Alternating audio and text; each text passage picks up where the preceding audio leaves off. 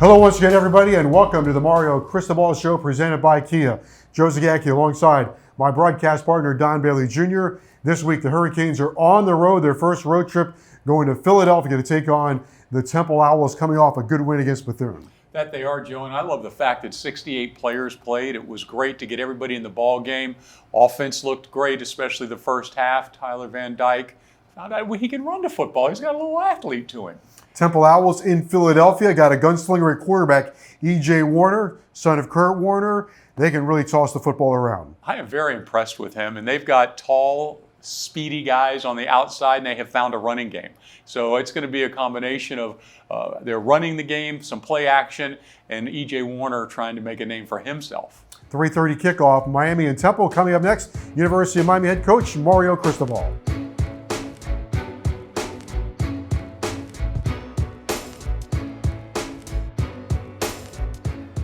Hello once again, everybody, and welcome to the Mario Cristobal Show presented by Kia. Joe Zagacki with Don Bailey Jr. and University of Miami head coach Mario Cristobal. This week, the Hurricanes on the road to Philadelphia, 3:30 kickoff at Lincoln Financial Field against the Owls of Temple. But first, Coach, I'll look back. You had a short week. You played Bethune-Cookman, and your team answered the bell. You were very businesslike all week, went to work right away in that game.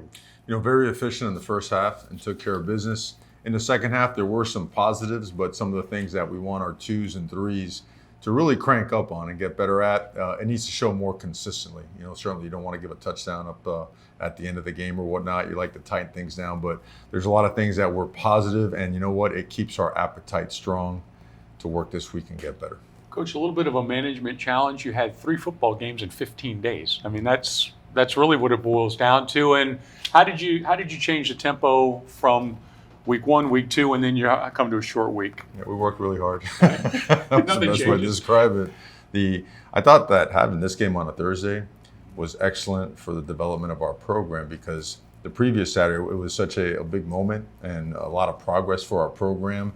And there was so much hype surrounding it. It was good to get right back on the field and turn our attention to our next opponent. I thought that really served us well, and it gave our guys a chance to go out and play again. Well, thank God we stayed healthy, right? We got better in certain phases, still need work in some other ones, got some more rest, got some more practice in, and they got to watch college football. And they learned some valuable lessons just watching some teams that maybe didn't handle success as well. So all in all, it was a very productive week. I didn't think about that, 3 games in 15 days. So, but I'm glad we got them in, and all focus, everything on playing Temple this weekend. You went into that game. Some young players had to start for you because there were some injuries.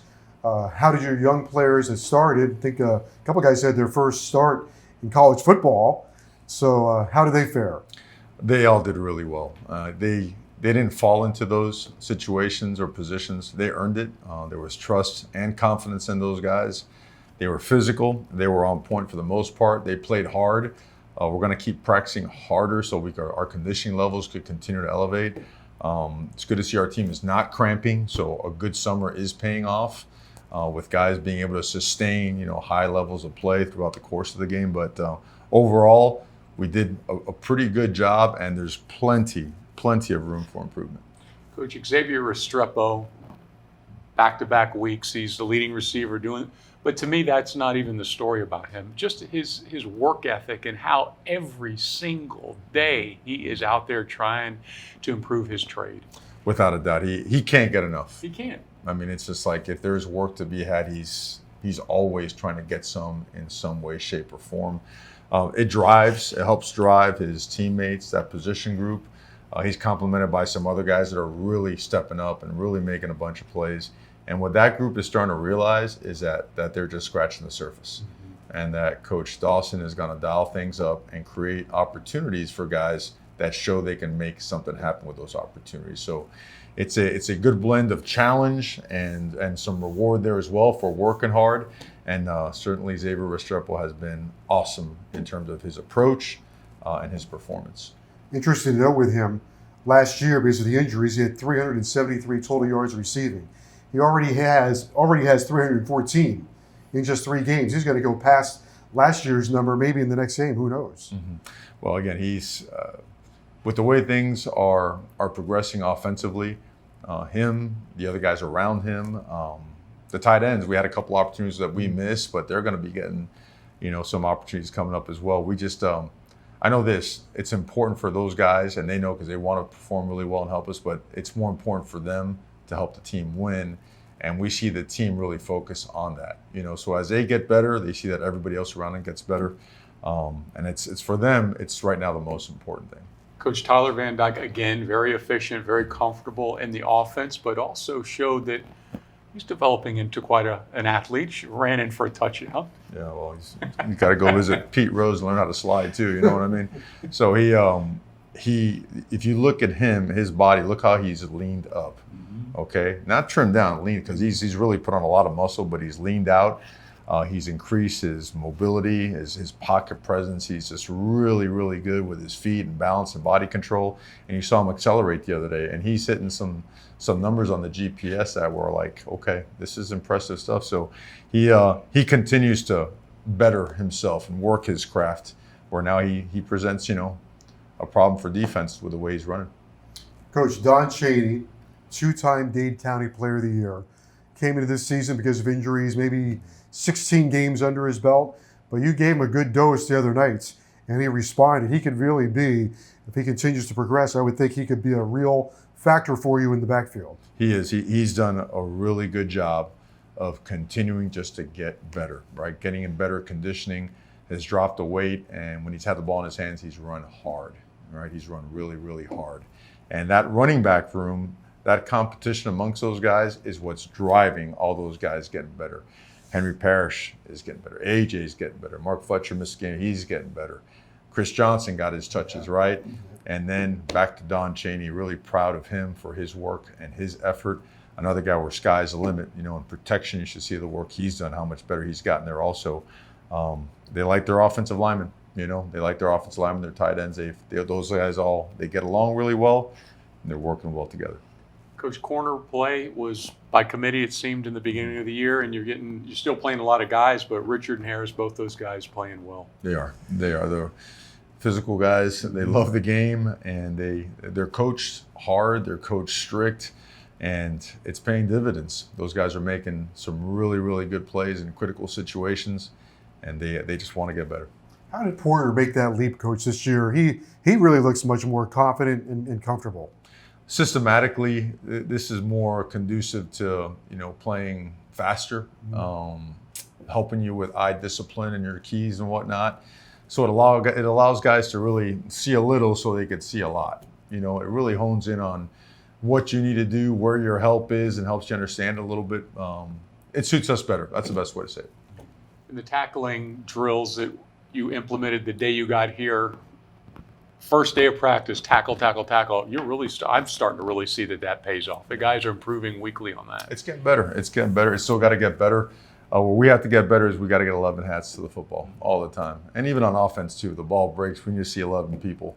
The other 10, one guy with the ball. You know what I'm saying? We got to get everybody to the football, right? We want to protect the football better, right? We want to make sure that thing is always locked up. We want to play harder, for longer, and smarter, and just keep focusing. I know I've said it a million times, but just keep focusing on just getting better. I told Don, I had this conversation with Javion Cohen the other day. First thing is, shaking hands with him is like shaking hands with a block of concrete. He is a massive human being. But he's got this great, big, infectious personality with a confidence behind it. That really has to not only help the guys that he's playing with on the offensive line, but I would imagine your locker room and everything else just got to get this radiant personality that really has to help. Yeah, he's an awesome human being. He's a family man too. He brings a lot to the table. It's not only his experience of having played where he was before, and the number of games and that he's played, and the big games he's played in, but he's a developed guy both mentally and physically, and I think he brings some really high level just cohesion to the group. And when those guys are in sync up front, man, we're hard to stop. He's been a tremendous blessing. It's awesome to have him on this team. And I like challenging him. He's fun to challenge because, like you said, he's got a great personality. I like getting all over him, and he responds really well. But he's got a super bright future now. He's going to play for a long, long time. Coach, you talk about your defense and responding. No Cam Kitchens, Dean, Kelly, Mesidor, a lot of brand name guys were not on the field, and everybody seemed to step up and understand that now's their opportunity, but this is what we're here for. Without a doubt. And the emphasis that there can't be a drop-off. You've been training for this. You've been prepared for this. So if you're in there, it's not because, we have to play this guy. You're in there because we need to play this guy. This guy has earned it. He has worked. He has prepared. And now it's his time. So let's have trust and confidence.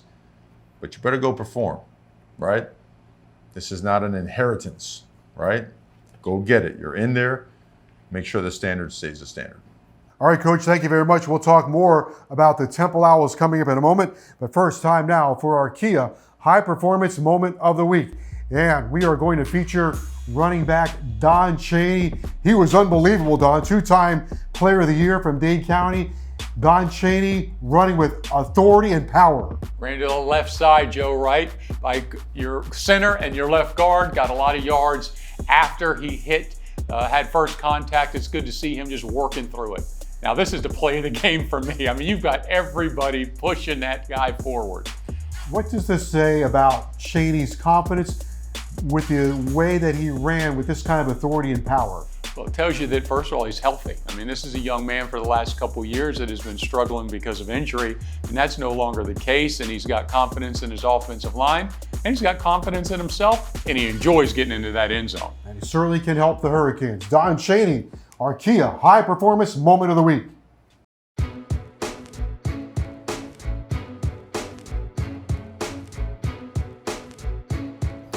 Miami and Temple this week at Lincoln Financial Field. Kickoff is at 3:30. Temple 2-1. They're coming off a victory against Norfolk State this past weekend. Your first road trip of the year. I almost feel like this team is looking forward to it because it's a business trip. It's another opportunity to prove their seriousness toward the task, but it is the first road trip. It is, and it's time to take this opportunity to get on the road and make sure that we tell our guys all the time, when you get on the road, pack all the things that help you be successful at home. Pack your preparation, pack your physicality, your toughness, your leadership, your resilience. Put all that stuff in the bag now. It's coming with us, right? We worked it out here. Travels well. Well, it does, and you worked it out here on a green tree, right? Right. We put you in those adverse situations, and we benefited from it. Well, now it's time to pack it up with us and take it on the road and go play our best football. Coach, defensively, let's go back again. Jacob Lichtenstein, fumble, recovery, a sack. Mm-hmm. Participation has been great, but also defensively overall, 10 tackles for loss and 4 sacks. Yeah, really proud of guys like Jake. Jake's really done a great job. He bounced back from injury, and he's just now getting back, to feeling healthy or whatnot.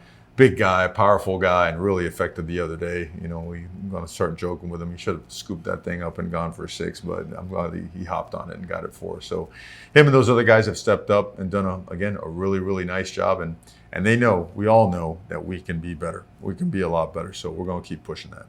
Sticking with the defense for a moment, the challenge this week, is it E.J. Warner, very accomplished quarterback for Temple, Rookie of the Year in the league last year, or they found a running game this past week as well, the freshman from Tampa. But Warner, not afraid to throw the football, 253 yards a game.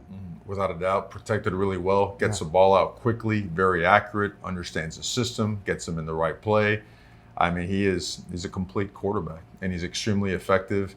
I mean, that thing comes out quick now, okay? But they do it all. They get you in the screen game, they get you with downfield passes, play action, the intermediate game. They just a very well-rounded offense. Big guys up front, physical guys up front. They do a good job protecting him. So I think they're 1 or 2 in the country in least sacks allowed. They're up there. I don't know what the only statistic 1 sack is. allowed so far. Only 1 sack allowed. So that goes to show you. And they played some pretty good teams. So all in all, it's just an excellent opportunity for our defense to go out there and play its best ball. And Coach, they're an example of a team that's transformed as well. I believe they're at 50 new players from this year to last year. So you're fortunate to get a couple games under your belt and see some of their personalities. Oh, without a doubt. And they've done a great job bringing in players. I know on the edges, they are explosive and dangerous. I mean, they single-handedly just about wreck game plans, with their edge guys, and they're stout and big in the middle. Their linebackers get downhill in a hurry. They really get them up there. They're aggressive. They're downhill tryers. They're trying to outnumber you every chance they get and play some post safety ball. So all in all, just a defense that has a lot of confidence on the back end guys and puts their front in position to make plays. I thought it was also interesting, 5 wide receivers with a lot of catches. From 52 catches to 73 catches. Dante Wright has 121 catches. Another guy's got 63. So guys that have caught a lot of footballs. Without a doubt. It's, again, an experienced group that understands their system really, really well, and they have been extremely effective. So for us, always about making sure that we are at our very best, we can play our best football. Coach, let's go back to the quarterback, E.J. Warner. His dad obviously won Super Bowls and MVPs, but he's a complete player. I mean, last year he was Conference Player of the Year at that position, and just a very, very talented young man that looks like it's his family's business. Without a doubt. And on top of that, now his supporting cast, they've done a really good job of supplementing that roster with high caliber talent. They've got some really good guys up front. They've got speed on the perimeter. You mentioned back earlier about he's a downhill player now. If he shakes a guy loose, rarely does the first guy get him down. They come at you in different ways, and they vary the way they do things. Sometimes they go right to the line of scrimmage and run plays, and sometimes they take their time, and sometimes they'll motion you to try to get a tell out what you're playing or whatnot. So they're really, really good coaches and a really good system. I know often in the game, his eyes are trained on Matt Lee. One center to another. Right. What makes Matt Lee such an effective player for your program? It's maybe what I told him today. He's a complete animal. He's a complete animal. He starts again. You'll hear it's interesting. It's not by coincidence. It always comes out as it relates to the great ones. Awesome human being.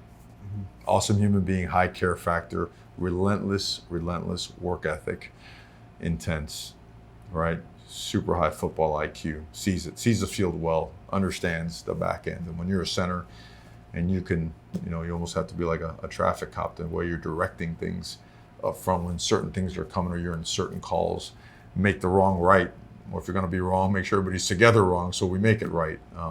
That guy is different. He's extremely physical and his motor is relentless. Coach, since we're going to thank you, Joe, for putting us on the offensive line Yeah, for a no minute. problem. Inez Cooper, I have just enjoyed his progress weekly, and the physicality that he brings on every single snap is just amazing. I mean, he's really grown into his own. Yeah, Big Vel, that's what they call him back home, Pleasant Grove High School in Alabama. He is playing as good as anyone on our football team, and as good as you'll see a true sophomore play. He has just so much pride in taking his body and reshaping it. All right, there's a guy that was tipping 400. Sorry to interrupt you. How big was he when you first saw him? In the fours, wasn't he? Yeah, in the 400 fours. pound plus. He was a baseball pitcher. I would have loved to have seen that. Yeah, well, not me. But his film came in and showed him exercising, jumping rope, working it down, and he's got great high school coaches. I mean, those guys, Coach Cox, Coach LeBeau. I don't know if I'm allowed to mention that. If on the air, maybe I'm not, maybe I am. But they've just done an unbelievable job with that blueprint and that structure in helping him progress and develop. So he was already making headway towards where he is now. And when he jumped in and got here, man, he just attacked it. He attacked it. He was extremely grateful for the opportunity, and he's never looked back. And all he's done is just gotten better and better and better. And all of a sudden, you turn on the film, and this sophomore at 6'6", just about 352 pounds, he's playing at a really high level. And he has a lot of fun playing football. You watch him. You can see it. He's always bouncing around. I mean, if he's knocking someone way back down the field, he's running and sprinting, jumping up and down. Very average dance moves, but overall, just an awesome guy to be around. Awesome player. Coach, you've been around successful teams, and you've watched them develop an identity. We're only 3 games into this season. Is this team growing into an identity through what we just talked about, through the offensive line? Or is that all still to be determined because we have a long way to go? Well, I don't think it's just one position. I just think overall as a team, I think every position on our team is getting better. And that collectively is very powerful. And what makes it more powerful is that they all know we need to get a whole lot better. We do. I mean, there is a lot of progress, but man, it's all the talk and the only talk is about improvement. That's it. You know, you should see the way that the guys are challenging the scout team and the way the scout team is challenging the players. Like, we're getting it. We're advancing. We're starting to realize that it takes what it takes and that it's uncomfortable and it's, you know, it's painful and it's sore and it's hard stuff. And man, is it worth it. So a lot of progress. You're starting to see a lot of glimpses of what Miami Hurricane football should look like. It's not just winning the game, but it's how you play the game, right? The way you play the game. And the way you play the game it's got to show up on film that it means more to us than it does to the other team on the other side, you know? And that's, you know, the film's going to show that. Coach, let's go to your coordinators, Coach Guidry and Coach Dawson. Both of them have aggressive personalities, and that fits these young men that are playing for you right now. I think that's part of the reason the chemistry is worked so well. Without a doubt. And those guys, I thought it was kind of neat in the hiring process. When one found out the other was coming, they both want to come together. You know, it's almost like recruiting, right? Yeah. Well, you know, everyone always, the best example is, you know, Dwayne Wade and LeBron and Chris Bosh, how those guys all want to play together. Like a lot of our recruits now, those guys, Coach Dawson, Coach Guidry, I mean, I thought it was pretty neat. And so the battles in practice have been epic. I mean, they really have. And we never saw a day where one side completely dominated. And that's starting to show in the season now too. You know, there's been a great bounce back, a great response from the other side when one side was getting the advantage. So that carries over to game day, and both those guys are a tremendous blessing. Speaking of recruiting for a moment, there's a lot of buzz in the air. We can't mention players, but I can mention this, that an observer at a high school football game would have noticed that the fans were going, "There's Coach Cristobal, there's Coach Cristobal." So you were able to get out a little bit, and people are very excited when they see you and they see the University of Miami. And an observer would also say there's a lot of Hurricane hats and paraphernalia merchandise in the stands now. It's awesome to be out. I mean, I was born and raised here, played my high school ball at a lot of these different fields I'm going to visit now. And I used to be in there all the time as an assistant coach. And, you know, it hit me at the end of the game last time. It's like, tomorrow's a recruiting day. I don't want to be in the office. I want to be on the road. I need to, you know, and we like to get the coaches out because that way, because I can't get to everybody, but I thought it was important to hit certain schools locally, take the day, see the people that I've known forever, or maybe some just recently, but that are playing such an integral role in the progress of our program. But I think what's neat to see is you see the buzz, you see what the things that are transpiring, stacking those things up again and again for a couple of years. That is what leads to Miami Hurricane football, okay? And that's starting to happen. Our players are doing a great job just being themselves and talking about the program because they're having a positive experience. That's always the best sales pitch, right? How do the guys feel about it? How are they doing? So that's happening, and this roster will continue to do this. And it has to do this, right? We're not there yet. We got to keep doing this. But nothing's going to stop it. But the proof is, too, is the players all want to come in and play. You played 68 people, I believe, last week. 68 players got on the game against Bethune. And first of all, that's how you build great teams down the road. You get experience, but it also lets people know that if you're good enough, you will get on the field. Without a question. I mean, we have, throughout our history and even in the last 18 months here, if no matter where you come from, whether you came through the portal, whether you came as a freshman, it doesn't matter. If you show that you can do it and you have earned it, you're going to get it. And that speaks volumes because that means you're doing what you said. That builds trust and that builds confidence. We'll wrap it up with this because I know this does have you excited. Football, the game of football, is alive and well in South Florida. From the Pee-wees to the high schools, kids love playing football down here. It is, I mean, it's life down here. Yeah. You know, it really is. I don't think people realize that. And I've been all over the country. God knows I've been to the other side and back. And there is nothing in the world like it. And it's awesome to be around. Even in the summertime, all those community stops and the youth leagues, watching our players coach those guys. That's awesome. All those guys, all those little dudes, and now we're in Miami hats. You know, it's awesome to see the parents still say what I say, UM. You know, I'm a UM baby, right? Back in the day it was UM. It's awesome to see so much momentum right now, so much juice, and it's exciting. We were excited anyways. We're still going to get up and grind, but man, it's exciting to get up in the morning and know that we are building and working our way to building the program we need to have. All right, the very best of luck this weekend against Temple in Philadelphia. Thanks for joining us. Appreciate you guys. Go Canes. Now, this University of Miami head coach Mario Cristobal will continue on the show right after this.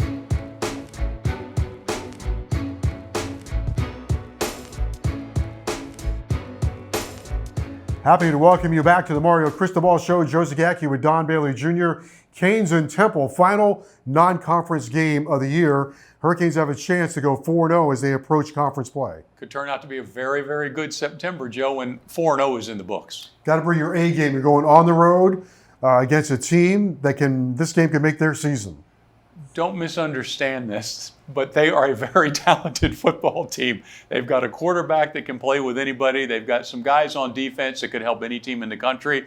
You've got to make sure that you have a mature approach when you're taking on the Temple Owls. Okay, we look forward to it. Miami and Temple, 3:30. We'll see you next week on the Mario Cristobal Show.